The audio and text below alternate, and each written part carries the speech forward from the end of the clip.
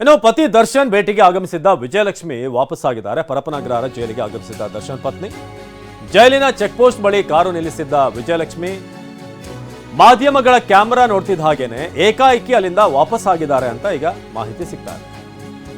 ಜೈಲಿನ check post ಬಳಿ car ನಿಲ್ಲಿಸಿದ್ದ Vijayalakshmi ಅದಾದ ನಂತರ ಅಲ್ಲಿ ಎಲ್ಲ ಮಾಧ್ಯಮಗಳ ಕ್ಯಾಮೆರಾ ಇದ್ದಾಗ ನಂತರ ಅಲ್ಲಿಂದ ಕಾರು ಟರ್ನ್ ಆಗಿ ವಾಪಸ್ ಹೋಗಿದೆ ಅಂತ, ಕಾರಿಂದ ಕೆಳಗಿಳಿದೆ. ಹಾಗೆ ವಿಜಯಲಕ್ಷ್ಮಿ ಅವರ ಕಾರು ರಿಟರ್ನ್ ಆಗಿದೆ ಅಂತ ಈಗ ಅಪ್ಡೇಟ್ ಸಿಗ್ತಾ ಇರೋದು. ಪತಿ ದರ್ಶನ್ ಭೇಟಿಗೆ ಆಗಮಿಸಿದ್ರು ದರ್ಶನ್ ಪತ್ನಿ ವಿಜಯಲಕ್ಷ್ಮಿ. ಅದಾದ ನಂತರ ಆ ಕಾರು ಹಾಗೆ ಟರ್ನ್ ಆಗಿ ವಾಪಸ್ ಹೋಗಿದೆ.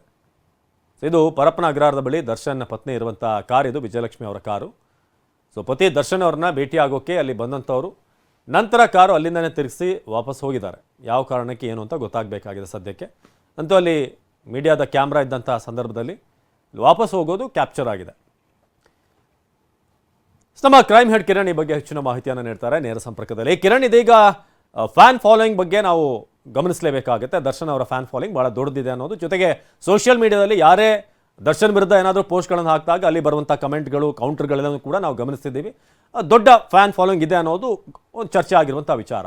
ಆದರೆ ಅದರಲ್ಲಿ ಎಷ್ಟು ಜೆನ್ಯೂನ್, ಎಷ್ಟು ಇಂಥ ಗ್ರೂಪ್ಗಳ ಮೂಲಕ ವರ್ಕ್ ಆಗ್ತಿದ್ವು ಅನ್ನೋದು ಈಗ ಪ್ರಶ್ನೆ ಮೊಬೈಲ್ ನೋಡಿದಾಗ ರಿವೀಲ್ ಆಗ್ತಿದೆ ಅಂತ. ಅವಿನಾಶ್, ಈಗ ದರ್ಶನ್ ಮೊಬೈಲ್ ಇರ್ಬೋದು, ಆತನ ಮ್ಯಾನೇಜರ್ ಅಂತ ಹೇಳ್ಕೊಳ್ಳುವಂಥ ನಾಗರಾಜ್ ಮೊಬೈಲ್ ಇರ್ಬೋದು, ವಿನಯ್ ಮೊಬೈಲ್ ಇರ್ಬೋದು, ಇವೆಲ್ಲವೂ ಕೂಡ ಅವರ ಕಾಲ್ ಲಿಸ್ಟು, ಅವರ ವಾಟ್ಸಪ್ ಗ್ರೂಪ್ಗಳನ್ನೆಲ್ಲ ನೋಡಿದ ತಕ್ಷಣ ಪೊಲೀಸರೇ ಒಂದು ಕ್ಷಣ ಶಾಕ್ ಆಗಿದ್ದಾರೆ. ಯಾಕೆಂತಂದರೆ ಮುಖ್ಯವಾಗಿ 300ಕ್ಕೂ ಹೆಚ್ಚು ವಾಟ್ಸಪ್ ಗ್ರೂಪ್ಗಳನ್ನ ಮಾಡ್ಕೊಂಡಿದ್ದಾರೆ. ರಾಜ್ಯದ ಎಲ್ಲ ಜಿಲ್ಲೆಯಲ್ಲೂ ಕೂಡ 25ರಿಂದ 30 ಜನ ಸೆಲೆಕ್ಟ್ ಮಾಡಿಕೊಂಡು ಅವರು ಈ ಒಂದು ಗ್ರೂಪಲ್ಲಿ ಇಟ್ಕೊಂಡಿದ್ದಾರೆ. ಅವ್ರಿಗೆ ಪ್ರತಿದಿನ ಮಾಹಿತಿಯನ್ನು ಕೊಡುವಂಥದ್ದು, ಯಾರೇ ದರ್ಶನ್ ವಿರುದ್ಧ ಯಾರೋ ಮಾತಾಡಿದರೆ ಒಮ್ಮೆ ಅವ್ರಿಗೆ ಅಲ್ಲಿ ಲೋಕಲಲ್ಲಿ ಹೋಗಿ ಅಟ್ಯಾಕ್ ಮಾಡುವಂಥದ್ದು ಇರ್ಬೋದು.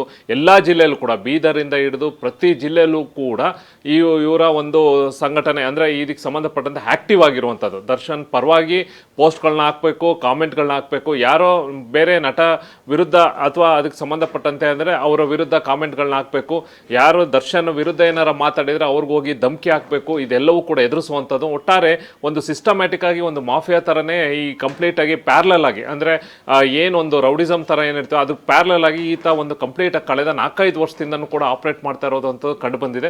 ಈಗ ಸಂಬಂಧಪಟ್ಟಂತೆ ಅವರು ಕೂಡ ಬ್ಯಾಕ್ಗ್ರೌಂಡ್ ಈಕೆ ಯಾರ್ಯಾರು ಆಯ್ಕೆ ಮಾಡ್ಕೊಂಡಿದ್ದಾರೋ ಕೂಡ ಸಣ್ಣ ಪುಟ್ಟ ಕ್ರಿಮಿನಲ್ ಬ್ಯಾಕ್ಗ್ರೌಂಡ್ ಇರೋರೆ, ಅವ್ರನ್ನೂ ಕೂಡ ಈಗ ಅದಕ್ಕೆ ಸಂಬಂಧ ಅದು ಒಂದು ಕಡೆ ಅಂದರೆ ಯಾವ ರೀತಿ ಇವನ ಬಂದಾಗ ಅಲ್ಲೇನಾರ ಒಂದು ಫಂಕ್ಷನಿಗೆ ಬಂದಾಗ ಜನ ಸೇರೋದಿರ್ಬೋದು, ಒಂದಷ್ಟು ಜನ ಜೆನ್ಯೂನ್ ಇದ್ದಾರೆ, ಇಲ್ಲ ಅಂತ ಇಲ್ಲ.